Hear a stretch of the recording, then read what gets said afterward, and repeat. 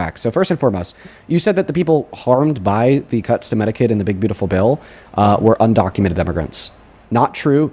Matter of fact is that in 1996 we passed the Personal Work Order and Responsibility Act that strictly limited and prohibits any public welfare benefit on the federal level from being given to undocumented immigrants. The 10 million people that are losing Medicaid, A, it's Medicaid from the federal level, and B, every single one of them is citizens. The second point that you made here to try to justify how it's taking it away from undocumented immigrants was like, well, the federal government gives money to the states, and the states take it and then they spend it on systems of benefit for undocumented immigrants. And you gave California as an example. California did sustain some undocumented immigrants on Medi-Cal. They actually shut that down. Right. And then point number two here, there's another piece of legislation that works in tandem to that Personal Work Order and Responsibility Act of 96 that I already pointed out, that limits and prohibits states from using the money they get from the federal government to fund undocumented immigrants. Any and all benefits that undocumented immigrants are eligible for at a very limited level in only 10 over 50 states